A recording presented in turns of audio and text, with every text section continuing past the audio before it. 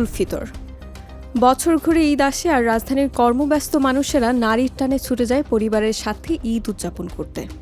ঈদের আনন্দ যদি হয় শোকের, তখন অনেকের কাছে ঈদ আনন্দের না হয়ে হয় অভিশাপের।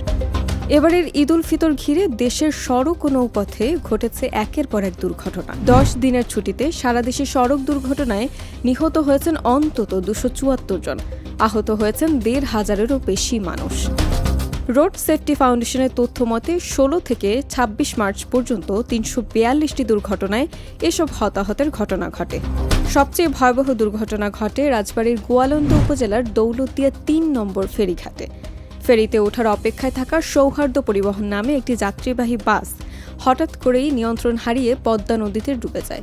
40 জন যাত্রীর মধ্যে 11 জন যাত্রী সাঁতরে পারে উঠতে পেরেছিলেন। এ ঘটনায় অন্তত 26 জনের মরদেহ উদ্ধার করা হয়েছে।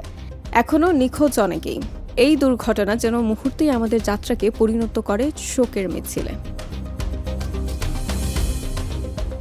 গত 12 মার্চ বাগেরহাটের রামপাল উপজেলায় বেলাই ব্রিজ এলাকায় খুলনা মোংলা মহাসড়কে নৌবাহিনীর একটি বাসের সঙ্গে যাত্রীবাহী মাইক্রোবাসের মুখোমুখি সংঘর্ষ হয়। আনন্দমুখর এক বরযাত্রা মুহূর্তেই বদলে যায় কান্নায়। বর সাব্বির, তার বাবা আব্দুর রাজ্জাক, কনে মার্জিয়া আক্তার মিতু, তার বোন এবং নানি ও মাইক্রোবাস চালক সহ মোট 13 জন নিহত হন এই দুর্ঘটনায়। শুধু সড়কেই নয়, নৌপথেও ঘটেছে দুর্ঘটনা। গত 18 মার্চ বুড়িগঙ্গা নদীতে 2 লঞ্চের ভয়াবহ সংঘর্ষ হয়। আসা যাওয়া 5 নামক একটি লঞ্চ ছোট ট্রলারের মাধ্যমে যাত্রী তোলার কাজ চলছিল। ঠিক সেই সময় জাকির সম্রাট 3 নামের একটি লঞ্চ নিয়ন্ত্রণ হারিয়ে পেছন থেকে আসা যাওয়া 5 লঞ্চটিকে জোরালো ধাক্কা দেয়। এতে ঘটনাস্থলেই 2 জনের মৃত্যু হয়। একইভাবে বিভিন্ন স্থানে নৌযান দুর্ঘটনার খবর পাওয়া গেছে, যা ঈদ যাত্রাকে আরও ঝুঁকিপূর্ণ করে তুলেছে। গত 22 মার্চ ভোররাতে কুমিল্লার সদর দক্ষিণ উপজেলার জাঙ্গালিয়া এলাকায় লেভেল ক্রসিংয়ে ঢাকাগামী ঢাকা মেইল ট্রেনের ধাক্কায় মামুন স্পেশাল পরিবহনের একটি বাস দুমড়ে মুচড়ে 12 জন নিহত এবং অন্তত 20 জন আহত হন। মুহূর্তের অসতর্কতা কেড়ে নেয় বহু প্রাণ। বিশেষজ্ঞরা বলছেন, এসব দুর্ঘটনার পেছনে রয়েছে বেপরোয়া গতি, অদক্ষ চালক, অনুপযুক্ত যানবাহন এবং দুর্বল তদারকি ব্যবস্থা।